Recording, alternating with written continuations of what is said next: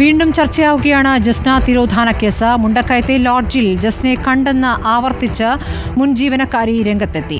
താടിവെച്ച മെലിഞ്ഞ യുവാവ് ഒപ്പമുണ്ടായിരുന്നുവെന്നും ജീവനക്കാരി പറഞ്ഞു. ലോഡ്ജ് ഉടമയ്ക്കെല്ലാം അറിയാമെന്നും ജീവനക്കാരി ആരോപിക്കുന്നു. ആദ്യമായിട്ട് ലോഡ്ജ് വെച്ചാണ് കാണുന്നത്.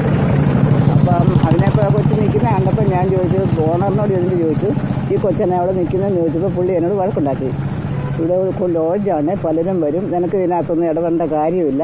ഇവിടെ വരുന്ന എന്തെങ്കിലും കാര്യങ്ങൾ ടൗണിൽ പറഞ്ഞിട്ടുണ്ടെങ്കിൽ നിന്നെ തീർത്ത് കളഞ്ഞാലും എന്നോട് ആരും ചോദിക്കാനില്ല എന്നല്ല എന്നോട് പറഞ്ഞിട്ട് എന്നെ പറഞ്ഞ് ഭീഷണിപ്പെടുത്തി തന്നെയാണ് ഞാൻ ആരോടും പറയുന്നത്. എന്നിട്ടും ക്രൈംബ്രാഞ്ച് ഉദ്യോഗസ്ഥന്മാർ വന്നപ്പോൾ എന്നോട് ചോദിച്ചു.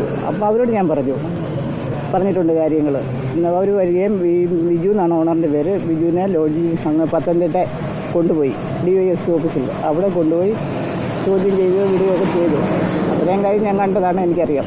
കാണാതായപ്പോഴത്തേക്കും ഫോട്ടോ കണ്ടു പത്രത്തിൽ. അന്നേരം ഞാൻ ബിജുവിനോട് പോയിട്ട് ചോദിച്ചു, ബിജു അന്ന് വന്ന ആ കൊച്ചല്ലേ ഇതെന്ന് ചോദിച്ചപ്പോൾ എന്നോട് പറഞ്ഞു, നിനക്ക് വേറെ പണിയൊന്നുമില്ല, പിന്നെ ആവശ്യമില്ലാത്തൊന്നും പറഞ്ഞുണ്ടാക്കരുതെന്ന് എന്നും പറഞ്ഞ് എന്നെ പിന്നെയും ഭീഷണിപ്പെടുത്തി.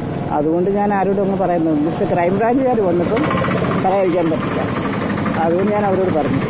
പോകാൻ സമയം ഒരു ചെറുക്കനുണ്ടായിരുന്നു. അപ്പോൾ എന്നോട് പറഞ്ഞു, അവർ ടെസ്റ്റ് എഴുതാൻ എറണാകുളം പോവുകയാണ്, അതിന് വന്നതാണ്. ഒരു ദിവസമില്ല, 3-4 മണിക്കൂറുണ്ടായിരുന്നു എന്തായാലും. ഞാനതിനെ കാണുന്ന ഒരു 12-നും 1-നും ഇടയ്ക്കാണ്. 11:30-12 ഈ സമയത്താണ് കാണുന്നത്. തിരിച്ചിറങ്ങിപ്പോയത് 5 മണിക്ക് മുമ്പ് ഇറങ്ങിപ്പോയി. എന്നാൽ ജസ്നയെ കണ്ടെന്ന വാദം ലോഡ്ജ് ഉടമ തള്ളി. ജസ്ന ലോഡ്ജിൽ വന്നിട്ടില്ലെന്നും തന്നോടുള്ള വ്യക്തിവൈരാഗ്യം കൊണ്ടാണ് മുൻ ജീവനക്കാരി ആരോപണം ഉന്നയിച്ചതെന്നും ലോഡ്ജ് ഉടമ പറയുന്നു. ക്രൈംബ്രാഞ്ചിന് മുന്നിലും ഇക്കാര്യം വ്യക്തമാക്കിയിട്ടുണ്ട് എന്ന് ലോഡ്ജ് ഉടമ പ്രതികരിച്ചു. ജസ്നയോട് സാമ്യമുള്ള ഏതെങ്കിലും പെൺകുട്ടികൾ ഇല്ല വന്നിട്ടില്ല. ഇവിടെ മുൻപ് ജോലിക്ക് നിന്നിരുന്ന സ്ത്രീ പറയുന്നത് ഇവിടെ അവർ കണ്ടിരുന്നു, പല്ലിൽ ക്ലിപ്പിട്ട ജസ്നയെ തന്നെ കണ്ടിരുന്നു, പിങ്ക് കളർ ഡ്രസ്സ് ഇട്ടാണ് വന്നത് എന്നതടക്കമുള്ള കാര്യങ്ങളാണ് അവർ പറയുന്നത്. അത് എന്നോടുള്ള വ്യക്തിപരമായ വൈരാഗ്യം തീർക്കാൻ വേണ്ടി ഇതൊരു കരുവാക്കി തീർക്കുന്നതാണത്. ഇതിന് പിന്നിൽ കുറേ പേരുണ്ട്. ഇല്ല, ഒരു പോലീസും എന്നോട് ചോദിച്ചിട്ടില്ല. എന്നെ CBI ആണോ ക്രൈംബ്രാഞ്ചാണോ ഉദ്യോഗസ്ഥന്മാരെ പത്തനംതിട്ട വിളിച്ച് ചോദിച്ചിട്ടുണ്ടായിരുന്നു. ഇവിടെ കുറച്ച് പേരെ വന്ന് അന്വേഷിച്ചിട്ടുണ്ടായിരുന്നു. ഈ പരിസരത്തിൽ അന്വേഷിച്ചു. PR പ്രവീണയുണ്ട് വിവരങ്ങളുമായി. പ്രവീണ, ഇപ്പോൾ ഈ മുൻ ജീവനക്കാരി ഇന്നിപ്പോൾ ഇങ്ങനെ ഒരു പ്രതികരണവുമായി രംഗത്ത് വരാനുള്ള കാരണം എന്താണെന്നാണ് മനസ്സിലാക്കാനാകുന്നത്?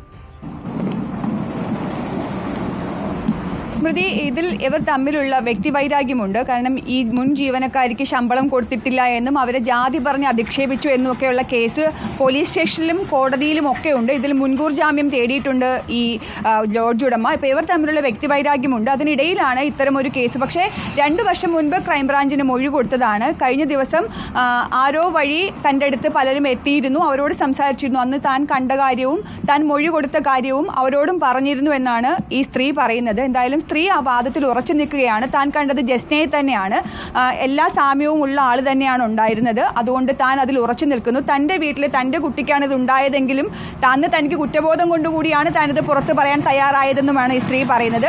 അതേസമയം തന്നെ ഈ ഹോട്ടൽ ഉടമ, ഈ ലോഡ്ജ് ഉടമ ഇതിനെ തള്ളി പറയുന്നുണ്ട്. വ്യക്തിപരമായ വൈരാഗ്യം തീർക്കാൻ, തന്നെ കള്ളക്കേസിൽ കൊടുക്കാൻ ഇതിന്റെ പിന്നിൽ കുറേ പേർ പ്രവർത്തിക്കുന്നുണ്ട്. അതിന്റെ ഭാഗമായാണ് തന്റെ കച്ചവടം പൊളിക്കുക കൂടിയാണ് ലക്ഷ്യമെന്ന് പറയുന്നുണ്ട്.